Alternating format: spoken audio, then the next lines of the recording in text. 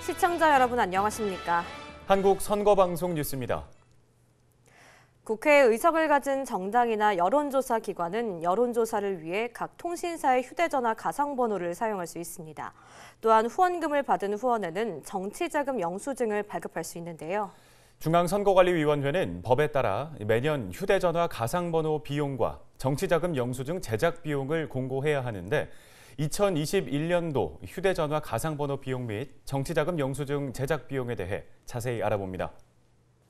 중앙선거관리위원회가 정치관계법에 따라 이동통신 사업자로부터 통보받은 2021년도 휴대전화 가상번호 비용과 정치자금 영수증 제작에 소요되는 비용을 공고했습니다.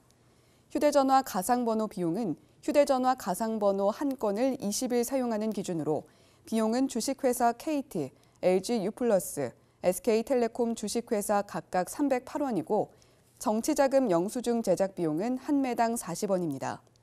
휴대전화 가상번호는 국회에 의석을 가진 정당이 당내 경선을 위한 여론조사를 실시하거나 그 밖에 정당 활동을 위한 여론 수렴이 필요한 경우 사용할 수 있고 선거 여론조사 기관이 공표 또는 보도를 목적으로 전화를 이용해 선거에 관한 여론조사를 실시하는 경우에도 휴대전화 가상번호를 사용할 수 있습니다. 정당이 휴대전화 가상번호를 사용하기 위해서는 해당 당내 경선 선거일 전 23일까지, 해당 여론수렴 기간 개시일 전 10일까지 관할 선거관리위원회에 휴대전화 가상번호 제공 요청서를 제출해야 하고 선거 여론조사 기관이 휴대전화 가상번호를 사용하고자 할 때는 해당 여론조사 개시일 전 10일까지 관할 선거 여론조사 심의위원회에 휴대전화 가상번호 제공 요청서를 제출해야 합니다. 요청서를 받은 관할 선관위와 관할 선거 여론조사 심의위원회는 심사 후 3일 이내 이동통신 사업자에게 송부해야 합니다. 한편 후원회가 정치자금 영수증을 발급받고자 하는 때에는 정치자금 영수증의 종류와 발급 수량 등을 기재한 신청서와 정치자금 영수증 제작 비용을 관할 선거관리위원회에 제출 납부해야 하는데요. 이때 정치자금 영수증 제작 비용은 정치자금 영수증 제작에 소요되는 비용과 생산자 물가지수 변동률을 감안해 중앙선거관리위원회가 정해 매년 12월 20일까지 공고합니다. 선거를 앞두고 인터넷 언론사의 불공정한 선거 보도는 정당과 후보자에게 돌이킬 수 없는 피해를 줄 수 있습니다. 내년 재보궐선거를 앞두고 인터넷 선거보도심의위원회는 인터넷 언론사의 불공정 선거보도 모니터링에 나섭니다. 자세한 소식 전해드립니다. 인터넷 선거보도 심의위원회는 인터넷 언론사의 불공정한 선거보도로 인한 정당과 후보자의 피해를 신속히 구제하고 공정한 선거보도 문화를 만들어가는 심의기관으로 국회 교섭단체 구성정당이 추천하는 각 1인과 방송통신심의위원회, 언론중재위원회, 학계, 법조계, 인터넷 언론단체, 시민단체 등이 추천하는 자를 포함하여 중앙선거관리위원회가 위촉하는 11인 이내의 위원으로 구성되어 있습니다.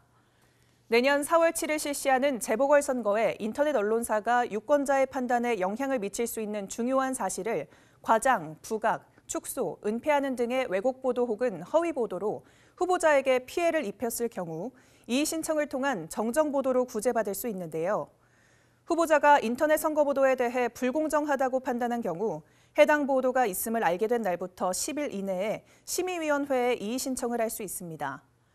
또 왜곡된 선거 보도로 인해 피해를 받은 후보자는 보도가 있음을 안 날부터 10일 이내, 기사가 보도된 날부터 30일 이내에 해당 인터넷 언론사에게 반론 보도를 청구할 수 있습니다. 만약 인터넷 언론사의 선거 보도 내용에 대해 반대되는 의견을 보도해 줄 것을 요구했으나 해당 언론사와 원만한 협의가 이뤄지지 않을 경우 심의위원회에 반론 보도 청구를 해 반론권을 보장받을 수 있습니다. 한편 불공정 선거보도와 관련한 문의와 상담은 인터넷 선거보도 심의위원회 02-2055-0029번이나 02-2055-0030번으로 하면 되고 선거법과 관련한 문의와 상담은 국번 없이 1390번으로 하면 됩니다. 선거와 공청회 참여, 국민청원 등 일반 국민이 정치에 참여하는 방법은 여러 가지가 있습니다. 그중에서도 깨끗한 정치를 만드는데 앞장서는 방법이 바로 정치 후원금인데요. 이번 시간에는 정치 후원금에 대해서 자세히 알아봅니다. 정치 후원금은 일반 국민에게는 정치 참여의 기회를 제공하고 정당과 정치인에게는 깨끗한 정치 자금을 원활히 조달하고 우리나라의 건전한 민주정치가 발전할 수 있는 토대가 됩니다. 이 정치 후원금은 기탁금과 후원금으로 나눠지는데요. 기탁금은 정치 자금을 정당에 기부하려는 개인이 선거관리위원회에 기탁하는 것이고, 후원금은 특정 정당이나 정치인을 후원하려는 개인이 선거관리위원회에 등록돼 있는 후원회에 기부하는 것입니다. 기탁금은 1회 10,000원 또는 상당하는 가액 이상, 연간 1억 원 또는 전년도 소득의 5% 중 높은 금액 이하의 금액만 기탁할 수 있고, 후원금은 개인이 연간 2천만 원 이하, 한 곳의 후원회에 500만 원 이하로 기부할 수 있습니다. 정치자금 후원은 누구나 편리하고 쉽게 진행할 수 있는데요. 중앙선거관리위원회 정치후원금센터에서 신용카드 및 포인트, 무통장 입금 및 실시간 계좌이체 등을 통해 할 수 있습니다. 특히 연말 정산 시 10만 원 이하는 전액을, 10만 원 초과 시에는 일정 비율의 세액 공제 혜택이 있습니다.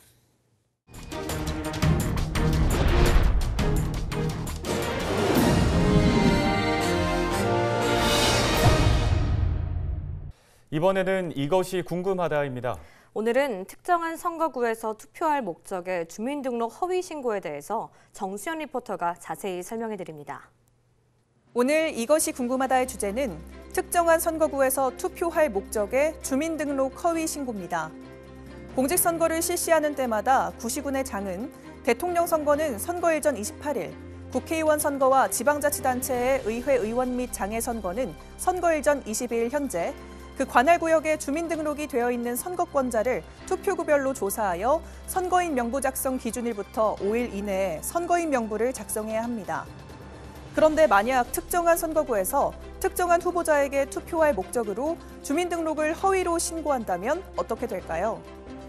공직선거법은 특정한 선거구에서 투표할 목적으로 선거인 명부 작성 기준일 전 180일부터 선거인 명부 작성 만료일까지 주민등록에 관한 허위의 신고를 한 자는 3년 이하의 징역 또는 500만 원 이하의 벌금에 처한다고 규정하고 있습니다.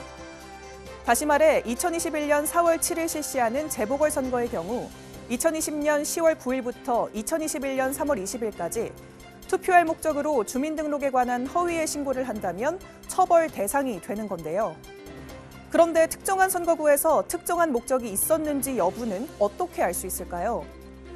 허위 신고를 한 당사자가 자백을 하지 않는 이상 허위 신고 전후의 사정과 경위 등을 종합하여 추단할 수밖에 없는데요.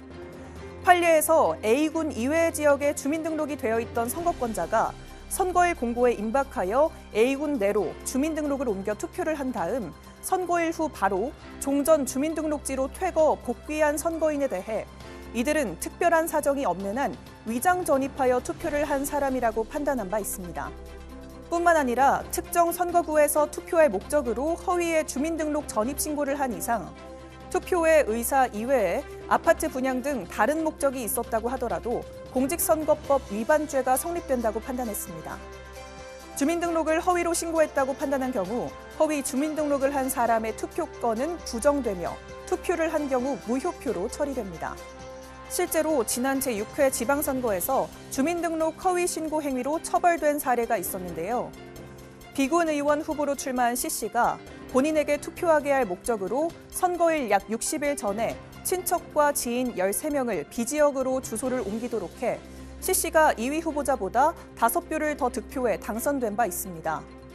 이에 투표를 목적으로 허위의 주민등록을 한 점과 2위 후보자와의 득표차보다 주민등록 허위 신고로 인한 무효표가 더 많아 선거 결과에 중대한 영향을 미친 점 등을 고려하여 C씨에게는 벌금 150만 원이 선고되었으며 선거 역시 무효가 되어 재선거를 실시했었습니다. 다만 특정한 선거구에서 투표할 목적으로 주민등록에 관한 허위의 신고를 한 자를 처벌하는 위반죄는 허위의 신고를 한 행위자만이 그 주체가 될 수 있을 뿐 타인으로 하여금 투표하게 할 목적으로 그 타인의 주민등록에 관한 허위의 신고를 한 자는 투표할 목적을 가진 그 타인과 공모하지 아니하는 이상 그 주체가 될 수 없다고 대법원이 판결한 바 있습니다. 지금까지 이것이 궁금하다였습니다.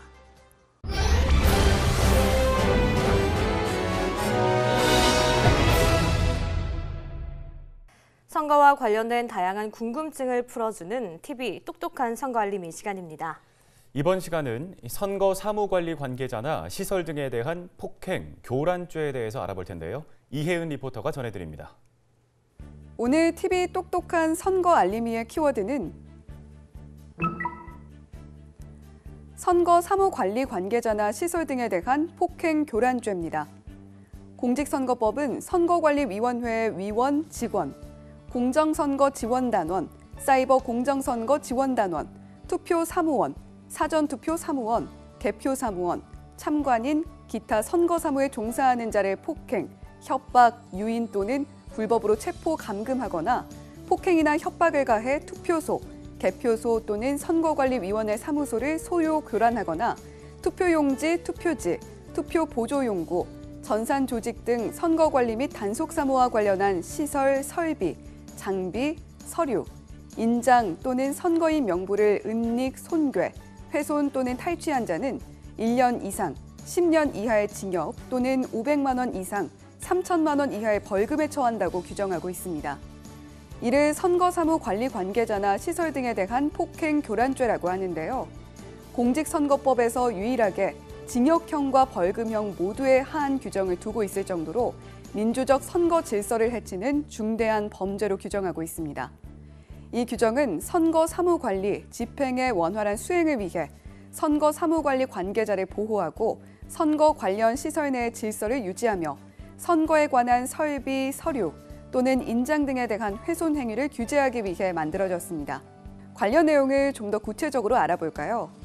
먼저 법에서 규정하고 있는 선거 사무에 종사하는 자는 공직선거법에서 규정하고 있는 투표사무원, 부재자 투표사무원, 개표사무원 등을 포함해 각급 선거관리위원회가 자체 규정에 의해 위촉한 자로서 해당 선거관리위원회의 지휘 감독하에 공직선거법상의 선거사무에 종사하는 자도 포함이 됩니다. 또한 선거사무관리 관계자에 대한 협박에 있어서의 협박이라 함은 상대방에게 공포심을 일으킬 목적으로 해악을 고지하는 일체의 행위를 의미하는 것으로서 고지하는 해악의 내용이 그 경위, 행위 당시의 주의 상황, 행위자의 성향, 행위자와 상대방의 친숙한 정도, 지위 등의 상호관계 등 여러 사정을 종합해 객관적으로 상대방으로 하여금 공포심을 느끼게 하는 것이면 됩니다. 한편 선거 사무관리 관계자나 시설 등에 대한 폭행 교란죄는 선거 사무에 종사하는 자뿐 아니라 투표용지, 투표지, 투표 보조용구, 전산조직 등 선거관리 및 단속사무와 관련한 시설, 설비, 장비, 서류, 인장 또는 선거인 명부를 은닉, 손괴, 훼손 또는 탈취한 자에 대해서도 엄격하게 처벌을 요하고 있는데요. 지난 4월 15일 실시한 제21대 국회의원 선거에서 자녀 투표용지 6장을 훔친 혐의로 구속 기소된 A씨를 기억하시나요? A씨에게 결국 징역 2년 6월형의 실형이 선고됐습니다. 재판부는 판결문에서 A씨가 투표용지를 당시 국회의원에게 전달한 부분은 공익신고가 아니다라고 판단했으며 종래 없었던 사건으로 정치적인 음모를 양산할 수 있어 엄벌이 필요하다고 밝혔습니다. 또 피고인이 훔친 것은 투표용지 6장이 아니라 선거 공정성이자 공권력에 대한 신뢰, 자유민주주의 그 자체라고 강조했습니다. 앞서 언급했던 것처럼 선거 사무관리 관계자나 시설 등에 대한 폭행 교란죄는 중대한 범죄에 해당하는 만큼 법에 위반되는 행위를 하지 않도록 각별히 주의를 기울여야 할 것입니다. 지금까지 TV 똑똑한 선거 알림이었습니다. 선거와 민주주의의 역사를 걷다 시간입니다. 오늘은 조국의 독립을 위해 피와 땀방울을 바친 애국 선연들의 영혼이 잠든 곳 효창공원에 대해서 알아봅니다. 함께 보시죠.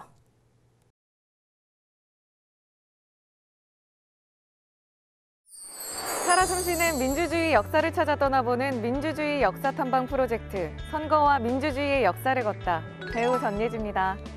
역사 전문 강사 은동진입니다.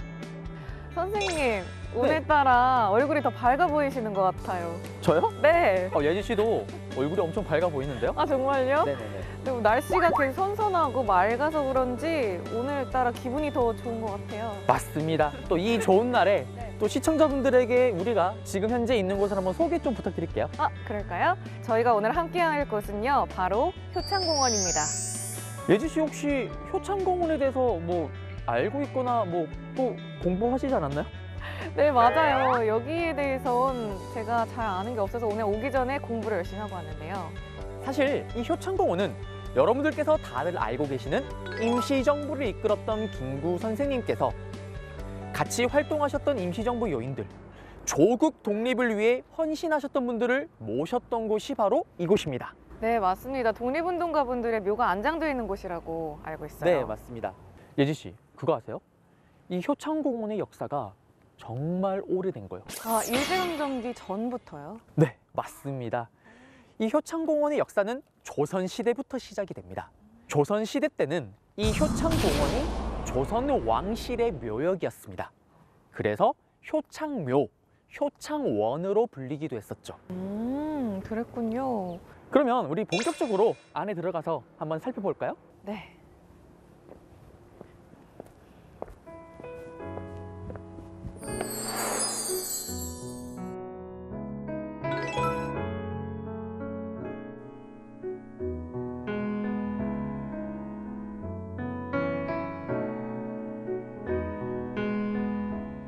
선생님, 가을이 진짜 오래 머무는 느낌이에요. 그러니까요. 근데 저희 궁궐도 같이 많이 다녔는데 네. 여기 효창공원 또 경치만큼은 궁궐에 뒤지지 않는 것 같은데요? 맞아요. 날도 맑아서 그런지 너무 경치가 좋은 것 같아요. 예지 씨, 아까 제가 어디까지 이야기를 했었죠? 아, 효창공원이 원래 조선시대의 묘역이었다, 효창원으로 불렸다까지 해주셨어요. 그러면 더 이어서 제가 알려드릴게요. 네. 이 효창공원의 역사는 우리가 너무나도 잘 아는 정조대왕 때부터 시작이 됩니다. 정조대왕의 아들이었던 문효세자가 세상을 떠나면서 묘역을 조성하는데요. 그러면서 효창묘가 시작이 되죠. 아, 문효세자면 굉장히 어린 나이에 생을 달리한 그 세자 맞죠? 네, 맞습니다. 정조대왕의 아들이었던 문효세자는 5살이라는 정말 어린 나이에 홍역으로 세상을 떠납니다. 그리고 문효세자의 묘를 이곳에 조성을 했던 거죠. 아, 어린 나이에 세자를 보낸 가족들의 슬픔이 얼마나 컸을지 상상도 잘 안 되는데요. 그런데 이게 끝이 아닙니다. 넉 달 후에 정조의 부인이자 문효세자의 어머니였던 의빈성 씨마저도 세상을 떠나죠. 너무 안타깝네요. 사랑하는 부인과 사랑하는 아들을 잃은 정조, 둘을 곁에 두고 싶었습니다. 그래서 한양도성 근처에 좋은 땅이 있는지를 유명한 지간, 풍수지리가들을 불러 모아 찾으라고 명을 내리죠. 사랑하는 가족들을 둘 곳이었으니까 굉장히 몇 자리를 고르는데 신중했겠네요. 네. 그렇게 찾은 곳이 바로 이곳 효창공원인 거죠. 아, 그랬구나. 그리고 묘역을 조성할 때 실제로 정조대왕이 목을 놓아 울었다라는 이야기도 전해집니다. 그리고 효창이란 이름은 사실 문효세자가 죽고 나서 받은 긴 시호 중에 한 단어예요. 자, 그러면 쌤, 어떻게 효창묘가 효창원으로 불리게 된 건가요? 정조대왕이 세상을 떠난 후에 그의 아들이었던 순조가 왕이 오릅니다.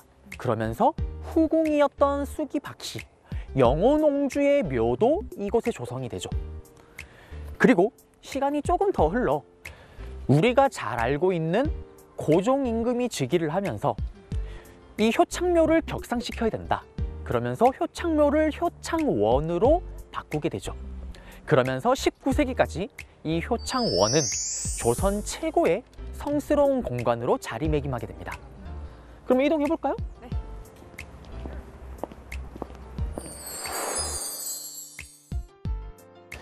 예지 씨는 혹시 효창원이 어떻게 효창공원이 되었는지 짐작이 가시는 부분이 있나요? 사실 짐작이 가는 게 하나 있긴 합니다. 바로 일본 때문 아닌가요? 맞습니다. 또 이번에도 일제의 만행이 등장을 합니다. 일본이 우리나라를 뺏기 전 청일전쟁, 러일전쟁을 거치면서 이 공간을 군사적인 목적으로 활용을 합니다.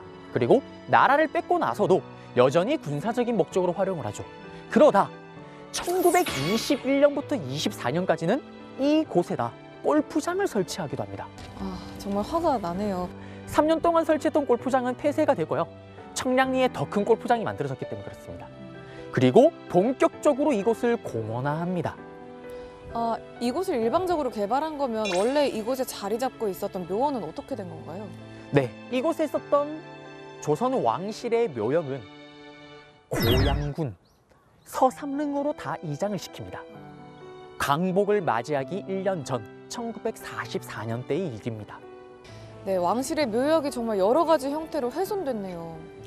네, 왕실의 묘역이었던 이 효창원이 일제에 의해 효창공원으로까지 명칭이 바뀌게 되는 거죠. 효창원이 지금의 효창공원이 되기까지 정말 가슴 아픈 역사가 많았군요. 네, 맞습니다. 그러면 이제 다시 이 효창공원이 애국 선열의 공간이 되는 것을 한번 또 살펴보도록 하겠습니다.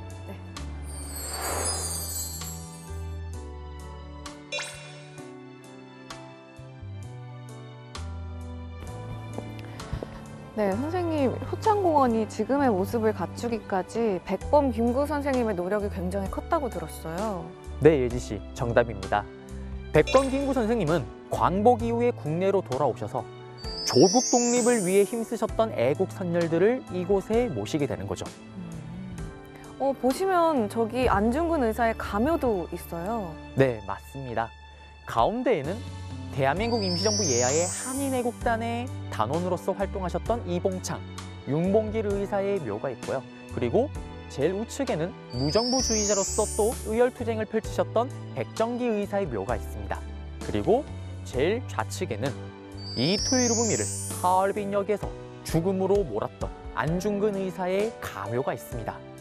네, 타양에서 명을 달리했던 안중근 의사의 유해도 빨리 이곳에 안장됐으면 하는 바람인데요. 네, 맞습니다. 안중근 의사는 하얼빈역에서 이토이루부미를 사살한 후에 여순 감옥에서 순국을 하십니다. 그런데 슬프게도 시신을 찾지를 못하죠. 그래서 김구 선생님은 이곳에서 약속을 합니다. 꼭 안중근 의사의 시신을 찾아서 이곳에 모시겠다라고요. 네, 조국을 위해서 싸우다가 희생하신 안중근 의사의 유해도 하루빨리 이곳에 안장되길 바라는 마음입니다.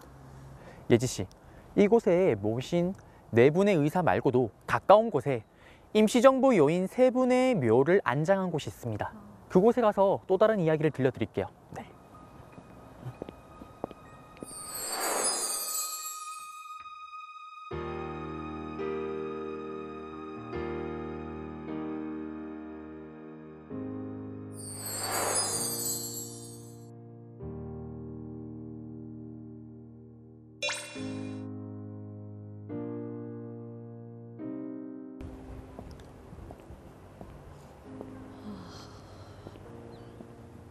예지 씨, 혹시 임시정부를 떠올리면 어떤 인물이 떠오르나요? 저는 아무래도 백범 김구 선생님이 가장 먼저 떠올라요. 많은 분들이 그렇게 말씀하시죠. 네. 백범 김구 선생님 외에도 임시정부에서 독립운동을 하셨던 세 분이 이렇게 있습니다.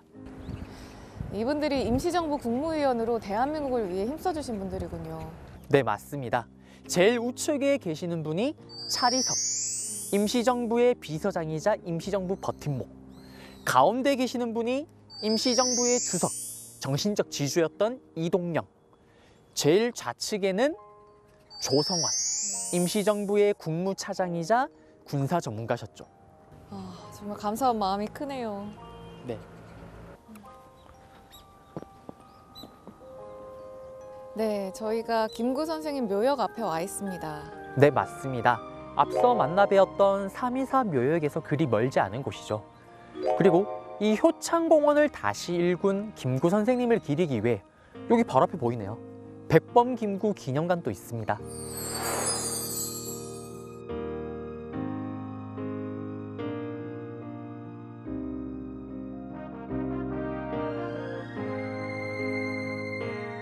네, 저도 가기 전에 한번 꼭 들렀다 가봐야겠어요. 이걸 보고 계시는 분들도 만약에 효창공원을 방문하신다면 백범 김구 기념관 또 함께 들으신다면 참 좋을 것 같네요.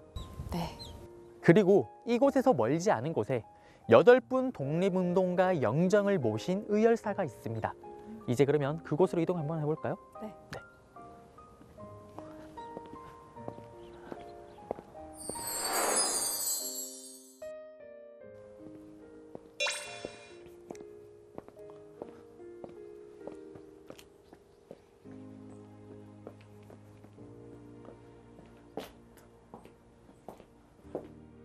네, 선생님 저희가 방금 보고 온 8분의 영정을 모신 자리에 서 있습니다. 앞서 만나본 3대 의사, 임시정부 요인, 안중근 의사의 영정을 모신 곳이 바로 이곳입니다.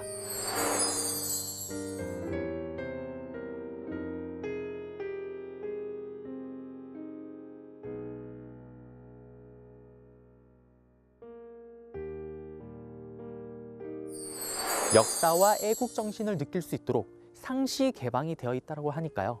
여러분들께서 경건한 마음을 가지고 방문을 하시면 참 좋을 것 같습니다. 네, 선생님, 저도 살짝 떨리는 마음이네요.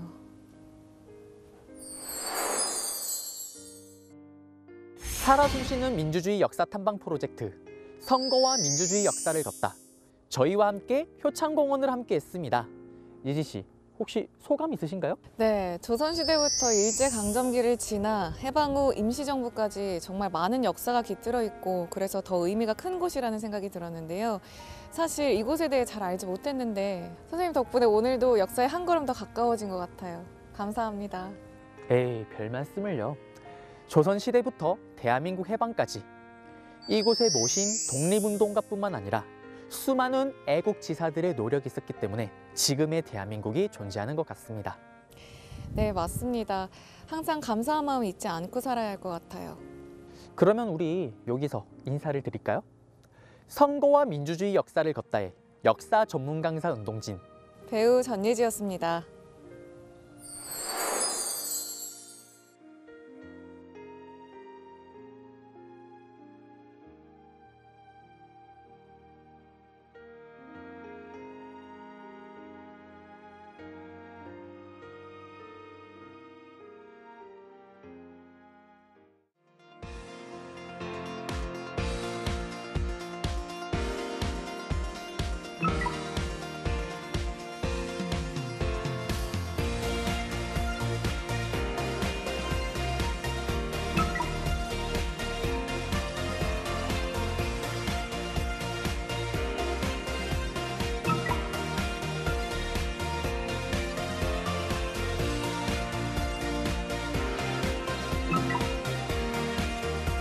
Three, two, one.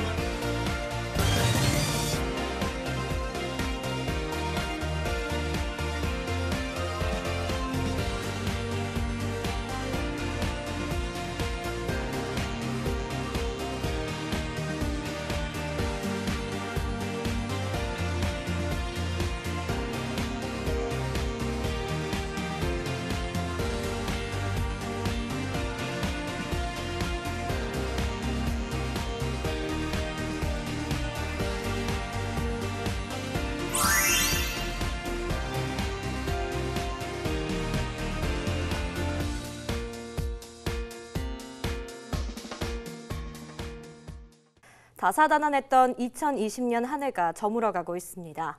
중앙선거관리위원회는 코로나19가 전 세계적으로 기승을 부리는 가운데에서도 제21대 국회의원 선거를 비롯해 주민투표, 위탁선거 등 많은 선거를 공정하고 엄정하게 관리했는데요. 지난 선거의 경험을 바탕으로 2021년에도 중앙선거관리위원회는 더욱 철저하고 완벽한 선거관리, 국민이 신뢰하는 흠없는 선거 관리를 위해 총력을 다하겠습니다. 오늘 한국 선거방송 뉴스는 여기까지입니다. 시청해주신 여러분 고맙습니다.